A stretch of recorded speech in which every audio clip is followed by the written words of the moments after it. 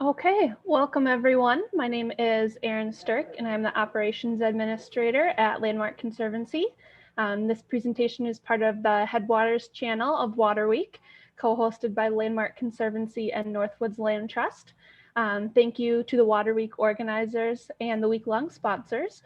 Also, thank you to all of you for being here. Your $20 registration for today will benefit Landmark Conservancy and Northwoods Land Trust. We really appreciate your support. I would like to note that we will have a question and answer session for the last 10 to 15 minutes of our time together. If you have questions during the presentation, please enter them in the right-hand panel of your screen in the Q&A tab, not the chat tab. With that, I'd like to introduce Rick Remington and Trisha Moore, who will be speaking on the topic of Land Trusts 101. Rick is the Conservation Director at Landmark Conservancy, and Trisha is the Conservation Specialist at Northwoods Land Trust.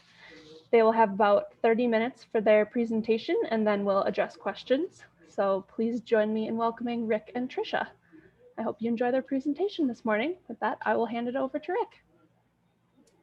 Thank you, Erin. Good morning, everyone. This is Rick Remington with Landmark Conservancy. Bear with me one second while I bring my presentation up to speed.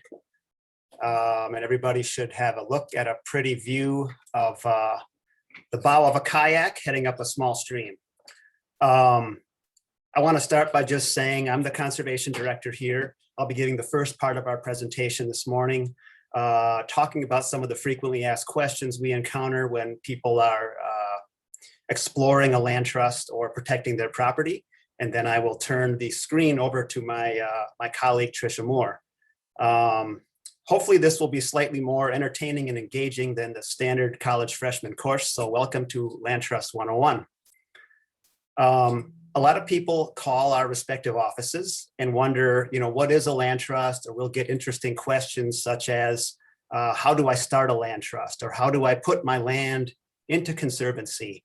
A land trust or a conservancy actually refers to the nonprofit organization that is actively engaged in protecting land. So by the names of our two organizations, Northwoods Land Trust, Landmark Conservancy, you could see that the two are pretty much synonymous.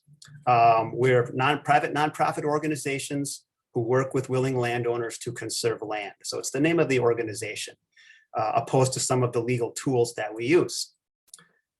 Before I talk to any group, I always like to step back a minute and just ask folks, why they care or why I should care or why they should care. And I think the answers for all of us would be different. Some people are here because they generally care about protection of freshwater resources across Wisconsin. Some care specifically and passionately about their lake or their river. Some have a legacy of land that's been in their family for generations that they care to see made permanent. Some people just want to see plants and animals thrive. And some want to leave a legacy for their children or grandchildren.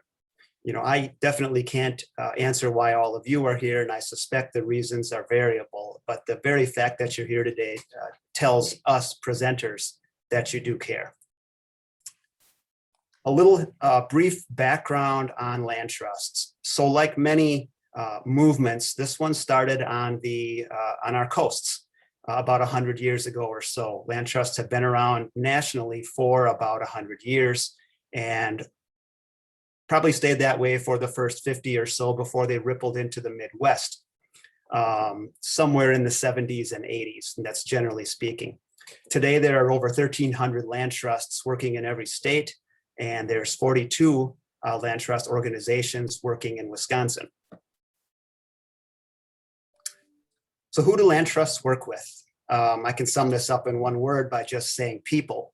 But it's individual landowners, it's local units of government and municipalities, it's agencies like DNR, U.S. Fish and Wildlife National Park Service, it's tribal governments, it's businesses, nonprofits, lake groups, citizens groups, you name it, anybody who has a care or a concern for land and land protection and our natural resources.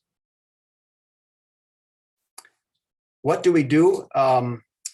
This is kind of a hard question to answer succinctly because there are so many land trusts scattered across our country. Not everybody does business exactly the same. Some organizations only own land, and some only protect private land through conservation easements, which we'll talk about a little later. Some steward trails, some emphasize outreach and environmental education, but don't actively protect land. Some steward and establish trails, and there are varying degrees that they engage the communities at which they live and work.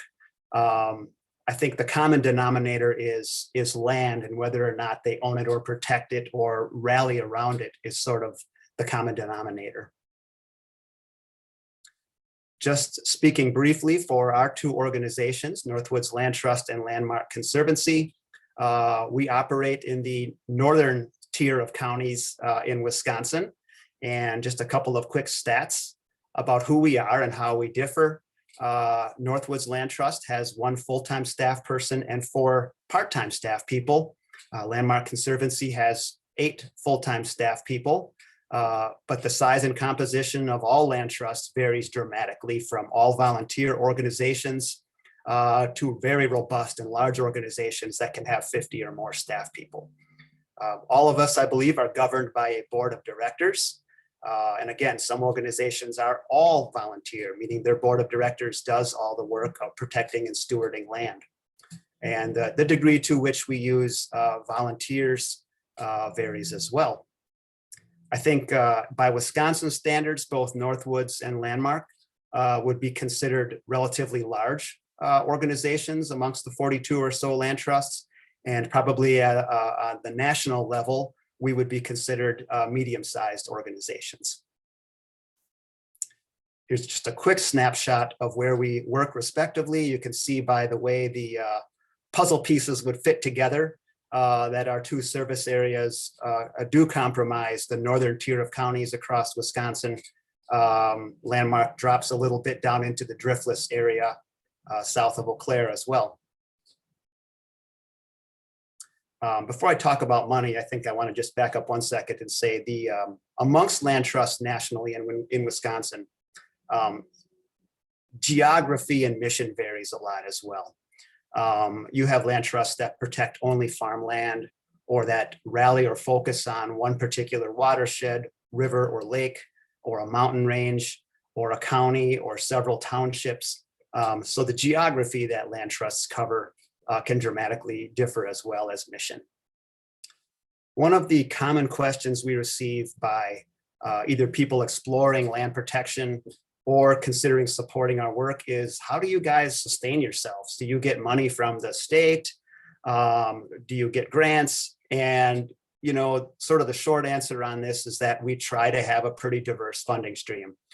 We are by and large funded primarily, most of us at least, by individual donations, individual donor support. These are folks like you and I that contribute $50 a year or $500 a year or $5,000 a year to support our organizations. We also receive some limited foundation grants. There are some very limited public grants available, typically for specific land protection projects. We oftentimes will receive a bequest or a willed gift or planned gift, sometimes which we'll know ahead of time before a person passes. And it could be someone who's supported our work over the years. And sometimes it comes as a surprise. We can receive limited management income from some of the properties that we own. And just a couple of examples there. We own some land that is enrolled in the managed forest program, for example, and we might receive some timber revenue. If somebody gives us a city lot, our board of directors would probably say we should liquidate that asset as it does not pertain to our mission. So there's some limited management income that we could derive from property. Most of us have operating or stewardship endowments, money that we set aside and draw the interest off of annually, which can help support our work. We may have specific endowments that would support, let's just say, ownership of one particular property or nature preserve. And we oftentimes will receive a corporate donor, which could be a large industry or large corporation, or it could be your local bar or restaurant, which chooses to become a corporate donor of the organization. So there's, this is very different amongst all the land trusts, but here's a few of the common ways that we fund our work. So here's a half a dozen or so words that are kind of starting to resonate amongst all the land trusts, I think, working in our country. In the beginning, many of us land trusts were largely reactive. Somebody wanted to protect their land. If it seemed like a good idea, we latched onto it. Over time, I think as we've put a little more sophistication into our industry, if I can use that term, we've become a little more targeted with emphasis on ecology and recreation. We these days, with climate resiliency and climate change is such a important topic, we're starting to incorporate that into our work. We are trying to leverage the important community partnerships that we have and apply specific conservation criteria to our work. So if I had to sum it up, I would say we're trying to be more proactive and thoughtful about how and where we protect land versus being entirely reactive. One more phrase or word which I want to bring up briefly is community engagement. And I think this is, again, a common theme used across the country today amongst land trusts, who in the early days, it was about the land. And we sometimes did so without a lot of thought about the people. I think what we've all learned is you cannot protect land without engaging people. And that includes individuals and neighbors and the communities in which we live and work. It's a way to make sure our organizations remain sustainable, but also to continue to educate and get people to rally around land protection and those issues which affect land protection, such as public policy. And that can be done through volunteerism, through environmental education, through nature hikes. There's a number of different ways that community engagement can manifest itself. Just very briefly, a couple of the tools we use to protect land, and then Trisha will give some examples of these. Land acquisition and land donation can be summed up pretty quickly. Sometimes people donate us land. It doesn't mean we can always accept it. That is up to our board of directors, and we have to take a close look at why or why not it would be a good idea to accept a land donation. Sometimes we can pool our money, both public and private, and acquire land. And again, that differs amongst land trusts. But what I want to spend a little more time talking about is conservation easements, because I think people oftentimes have some misconceptions or a lot of questions around conservation easements. So when I'm talking about a conservation easement, I'm generally talking about protecting private land that's owned by an individual or a couple or a family, and having that land typically stay private. There are exceptions to that rule, of course, in working sometimes with municipalities. So what is a conservation easement? A conservation easement is actually the name of the legal document or the legal agreement. It's a 15 to 20 or so page document where a landowner voluntarily places restrictions on the future use of their property to protect what's ecologically or naturally important about it. The landowner donates that agreement or that interest in their property, and the land trust accepts those rights and responsibilities. Some of the common issues, and there's a few more beyond this, but here's some of the top 8, we'll call it, would be forestry or timber harvest practices, whether or how they are allowed, agricultural practices, and again, whether or not they're allowed, where and under what circumstances, how are ecologically sensitive areas protected and stewarded, is there a public access component to the property? Typically not, but again, there are exceptions to that rule, and there can be a public access component to easements.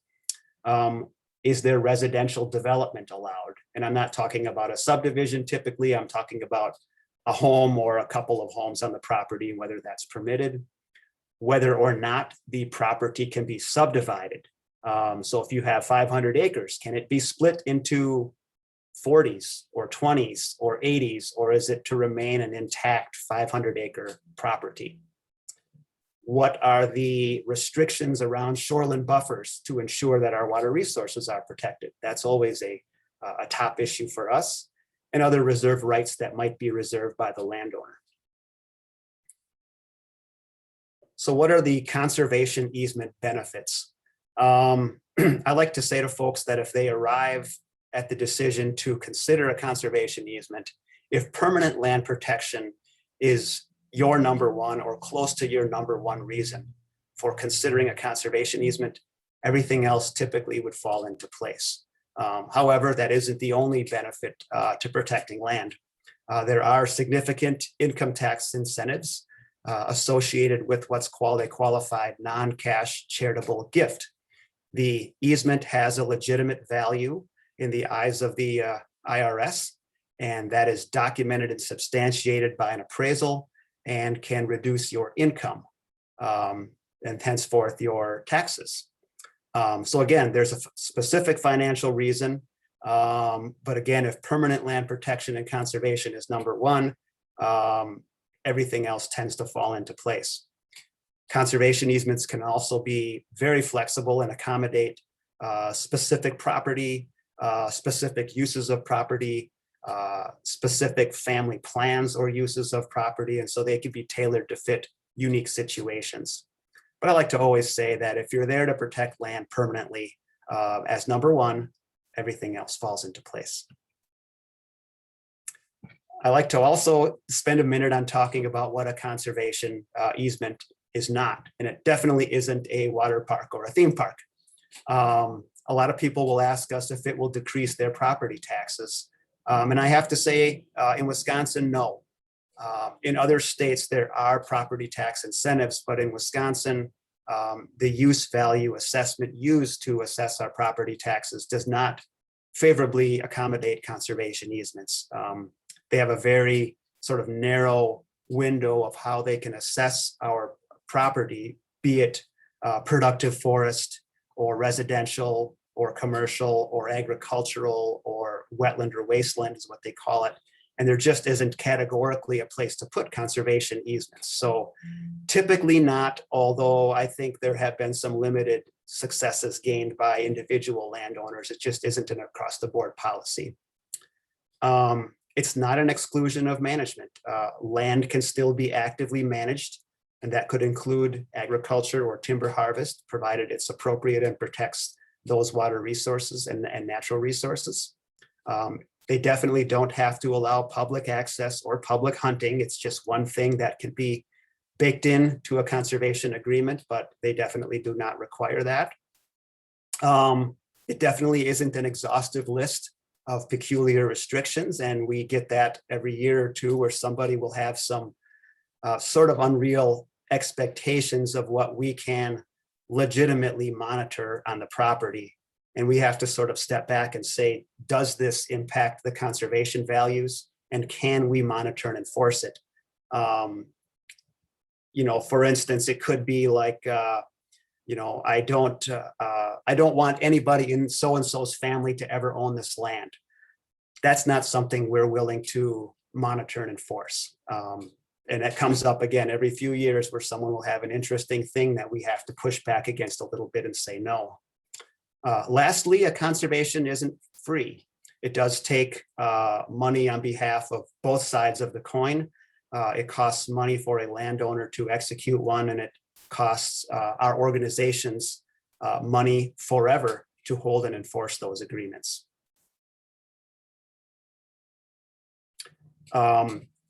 Finally, when a conservation easement is negotiated and executed, everybody celebrates, and it's a very happy occasion because it's done, right? And I like to remind everybody that first part, that first phase might be done, but for the land and the land trust, it's just the beginning.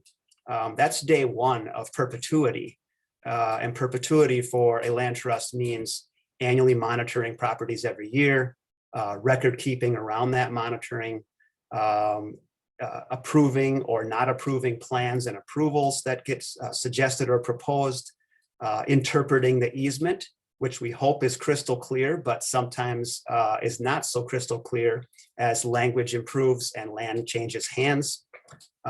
In that regard, changes in ownership oftentimes take a lot of our time as we get potential buyers and their agents questioning the easement and what they can or can't do on property. There are amendments that get proposed. And definitely when things go wrong, there are what we call violations or infractions, where the terms of the conservation easement are violated or infringed upon, and we have to take some level of enforcement action. A big part of our job is really, as mom and dad who executed the easement transition that property to kids, grandkids, or owners outside the family. Our job sort of stays the same, and we just have to make sure everybody understands that legal document and the restrictions on that property. I want to start to wrap up before I hand the screen over to Trisha by just saying every situation is different. Every piece of property is different. Every individual and their circumstances are different. There are individual landowner goals. The land trust may have some specific goals when looking at a particular piece of property and how it impacts their work. There may be public goals or lake association goals. Obviously, everybody's family and heirs are different. There's varying differences in land and legacy and what we leave to the next generation. People's attachment to their land is dramatically different, whether they owned it for a year or 100 years. There's community partners sometimes that need to be taken into consideration, and definitely people's means regarding income and wealth is different in what decisions they can make around their property. So it isn't to be entered into lightly. And I think those of us who have done this job for a while understand that, and we know it takes time and takes a lot of thoughtful decision making.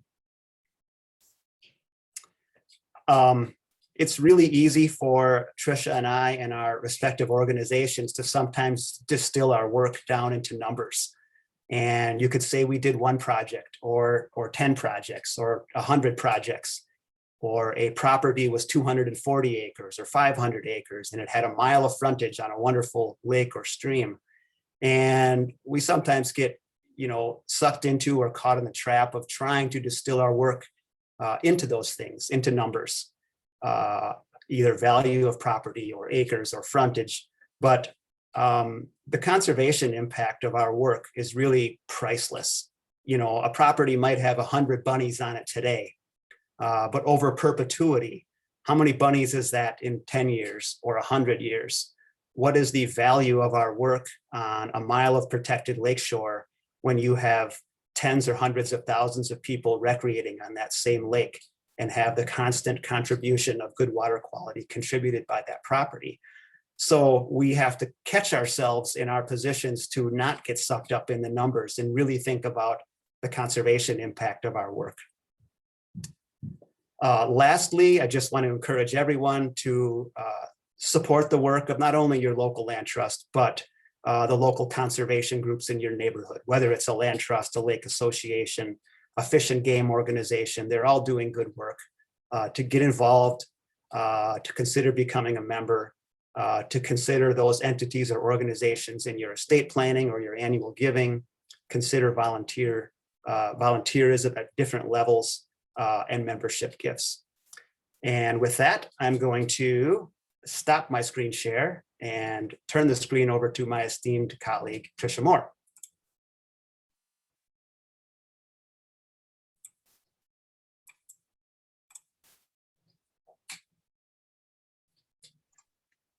All right, thank you, Rick. It's actually how I want to start is by thanking Rick and Landmark Conservancy for all of the work and time they put into this Water Week, and the Headwaters region being involved in that. We really appreciate all the work you did there. So Rick went through a lot of the tools that we use as land trusts and the work that we do in Wisconsin as land trust. And I want to use actual projects that the Northwoods Land Trust has done to showcase some of those tools and ways that we work in Wisconsin. But I first want to start by saying that our work really starts with people. And Rick talked about some of the passion that these people have, the reasons that they want to protect their land. And a lot of it takes, looking ahead to the future and thinking of their family. They received this land, especially here in the Northwoods. They bought a cabin back in the 40s, or got land from handed down from grandfather or father, and they're looking now at 10 grandchildren. And how is that land going to be split amongst all of those children? Or a lot of times now, children and grandchildren are absent from the land. And so they want to see this property remain in the family, remain protected, or whoever does own it, that it's kept whole. And so, I think Rick had mentioned this, that some land trusts buy conservation easements. They actually purchase conservation easements or purchase land. And here at the Northwoods Land Trust and throughout a lot of Wisconsin, we're mostly receiving donations of conservation easements and land donations. And so it's just, it amazes me every day that these people come to us with these large, decreases in value of their land and these great gifts of conservation and protecting shorelines and woodlands in Wisconsin. So to kind of tie into the Northwoods, into Water Week, the Northwoods Land Trust protects, that's one of our main focuses. Our targeted area is our lakes and rivers and streams. And we started back in 2001 so we celebrated 20 years this year in 2021. And over those 20 years, we have protected over 38 miles of lake shoreline and over 37 miles of stream shoreline. And really what we're protecting the land from, and Rick mentioned, some of the terms of the easements can get into, is livestock allowed or not allowed? Timber harvest is allowed in all of our conservation easements. But one of the main things we're really trying to protect the land from is further development. So our conservation easements usually limit development, but usually with an impervious surface allowance, a footprint allowance. So building is still allowed on the property, but we're trying to limit that development and subdivision.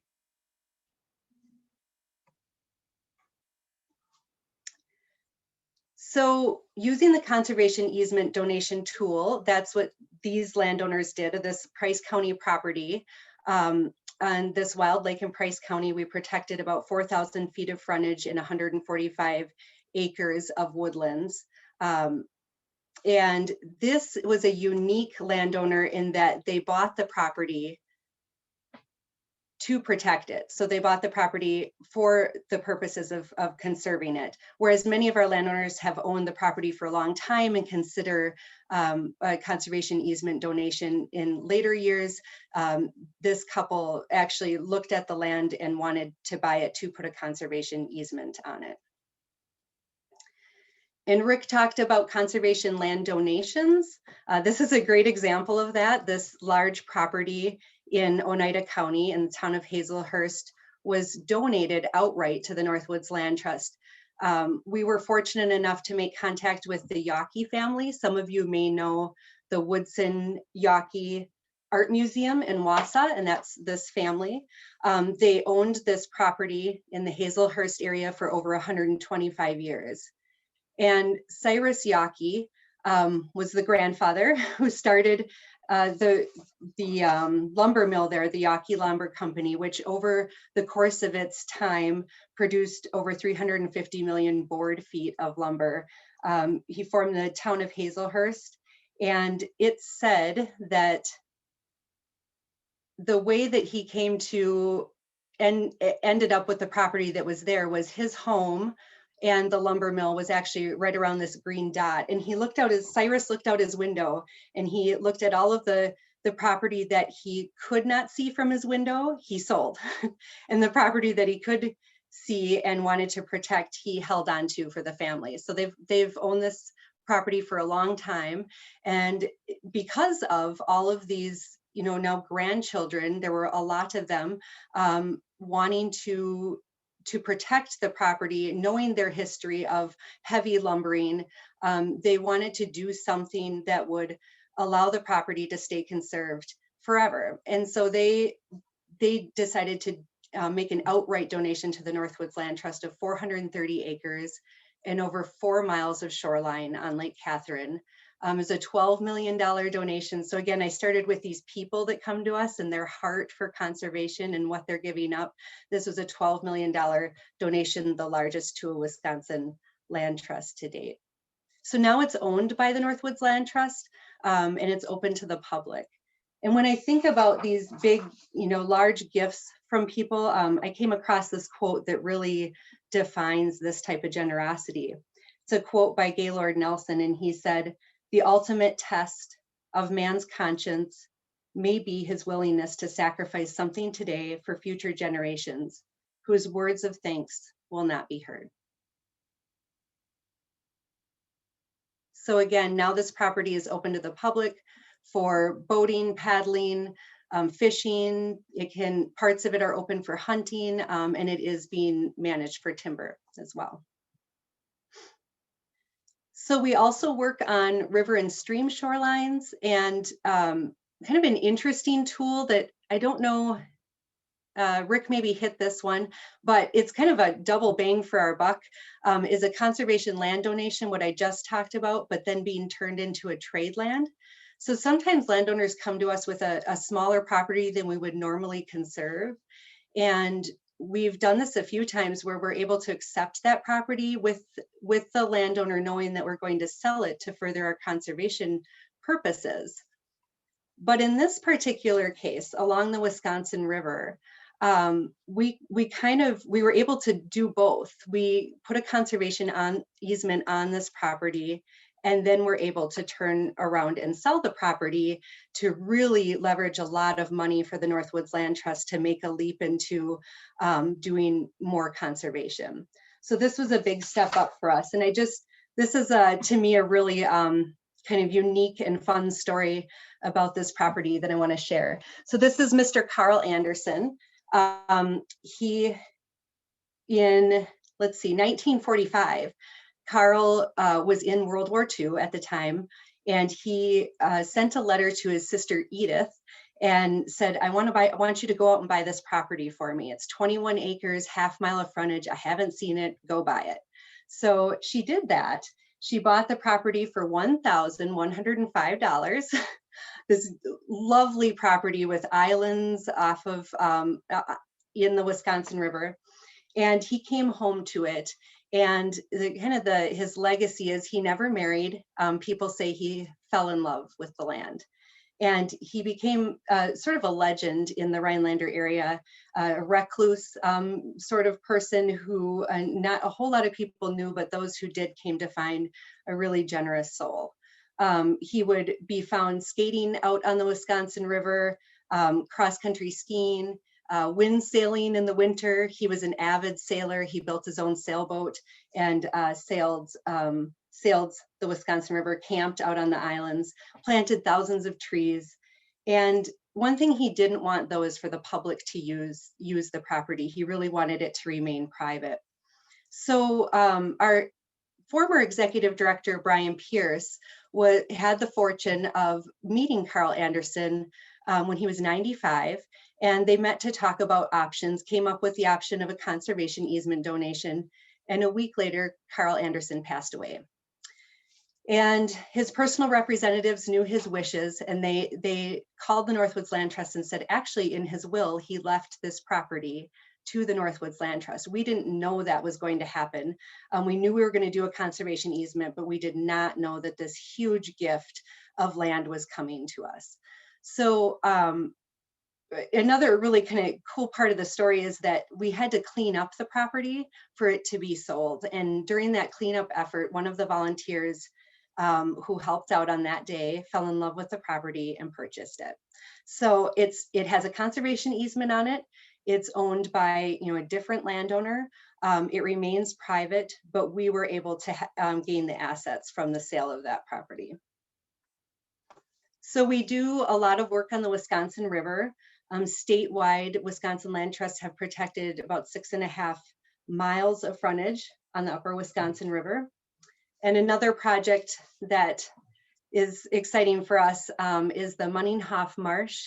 It's one of the largest and most diverse wild rice beds in the state of Wisconsin. It has the largest population of wild waterfowl in 3 counties. And this property was donated in, was a conservation easement was donated on it, so it remains private on Earth Day in 2016, which was actually would have been the 100th birthday of the landowner's mother.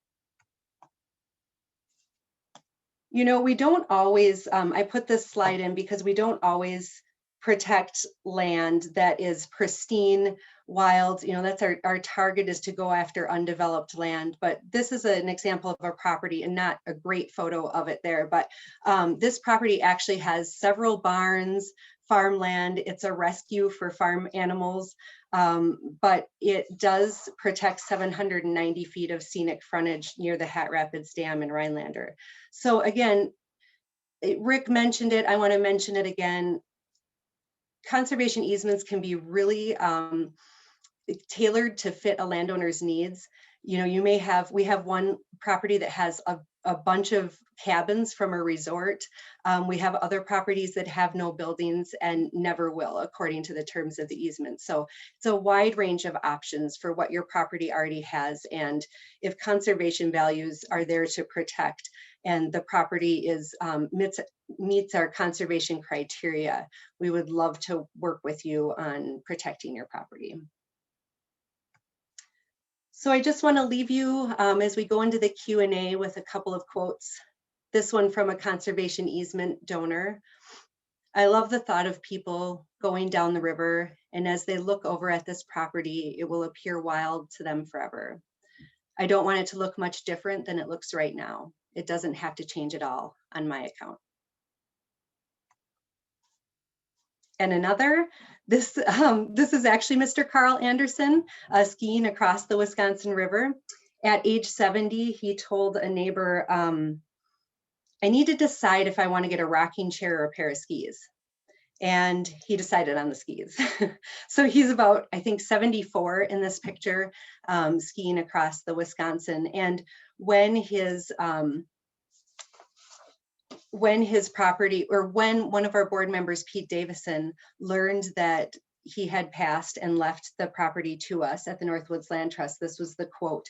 He said, "It seems like the elders have a better perspective on this world, the value of preserving things of value, and a generosity that equals the size of their spirit." So Rick ended on a similar slide, but I just want to remind you that there's so much you can do to get involved in the land trust movement. You can actually find your local land trust on the Gathering Waters website. Gathering Waters is like our umbrella organization. They're the Wisconsin Alliance for Land Trust. If you go on their website, there's a map. You can click on any county, and it shows, it'll actually show for some counties a few land trusts that service their area. You can get involved by donating time, money, expertise. We have a lot of expertise on our board of directors of past DNR professionals and attorneys and bankers. So there's lots of ways to give. Some of you are probably Lake Association members or leaders. Please tell your Lake Association members about what we do, and that is an option for their property.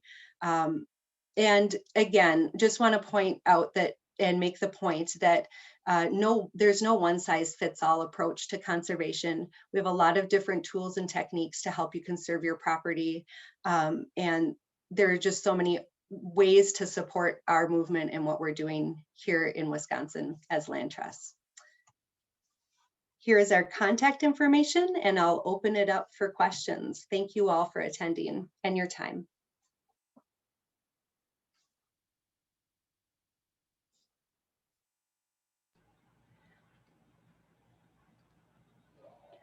Okay, we have about 5 minutes left for questions, and there are a few questions that have come into our chat. So the first one is, do I need an attorney to do a conservation easement?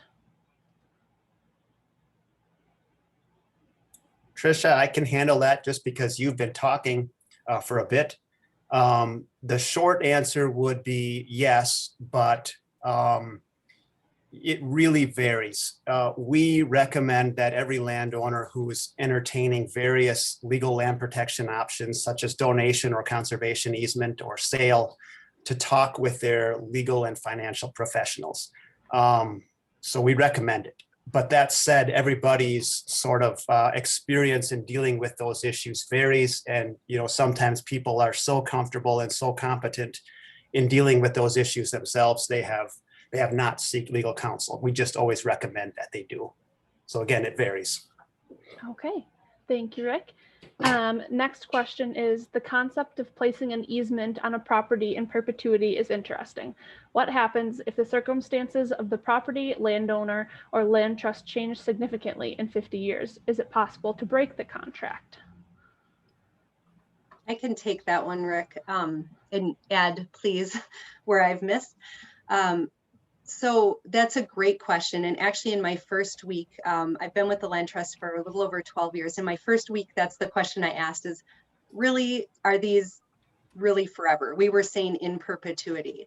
And the answer I received was a good one. It was that this is the best tool we have to protect private lands right now. Can a conservation easement be broken? Under certain circumstances, eminent domain, sometimes if land trust is extinguished, it can be given to another conservation organization, or another conservation organization can be the easement holder. Things change over time, and the goal is that this is a really well researched and supported across the nation legal document that's legally binding. And so for the most part, these easements are bulletproof. But Rick, do you want to say more to that? No, I think you've summed it up. I think I'll just add by saying, sometimes if I like to use the interstate highway example, can we stop an interstate highway with a conservation easement? And, an interstate highway serves probably the greater public good. It would probably be extinguished in that situation. However, most times we're not encountering those types of challenges. It's usually someone asking us, how can I get out of this? And if there's not a greater public good, like an interstate highway threatening their property, it's typically permanent. And I should add too that I think the first part of that question was if ownership changes.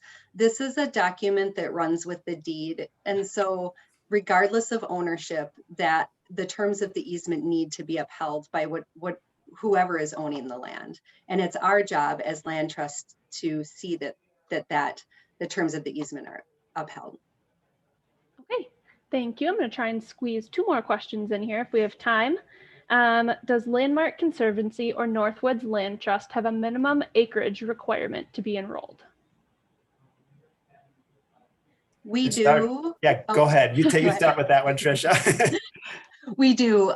We tell people just, with the calls that come into our office, we say 40 acres or more of woodland and 500 feet or more of frontage on a river, lake, or stream. There's always exceptions to that, an endangered species on a property attached to a recreational trail.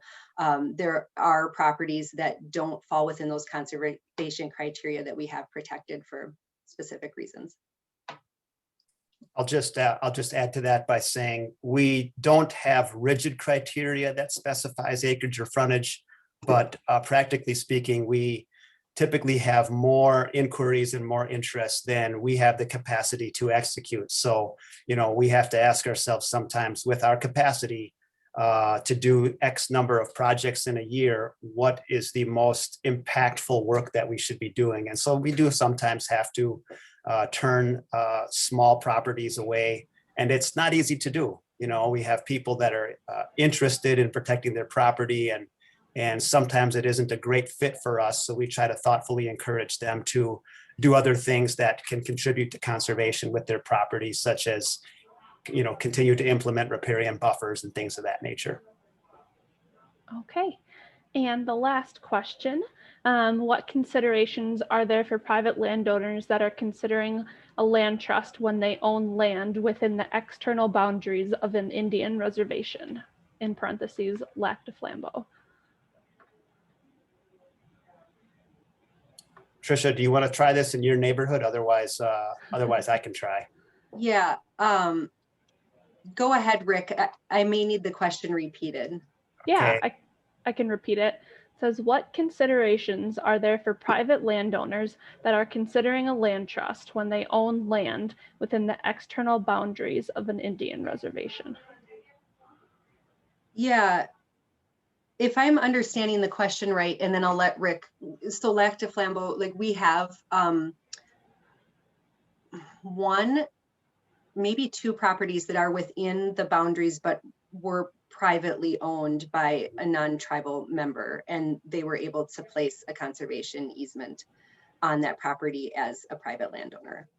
Not sure that I'm fully answering that. Rick, do you have more? Yeah, that is my understanding too. I know, tribal laws is not something we specify in, and we want to make sure we're doing things thoughtfully, but that if land is currently privately owned, we can execute a private conservation easement with that landowner. In the future, then that property could be bought and sold by another individual, or it could be bought or by the tribe as well. Okay, thank you. That's all the questions we have, and I think that's all we have time for. So thank you so much, Rick and Trisha, for your wonderful and informative presentation, and thank you for everyone who attended. There's going to be a break in the agenda, and the next presentation is Charting a Path for Socially Regenerative Agriculture, presented by Adam Reimer from the National Wildlife Federation, and that starts at 11:30. So thank you.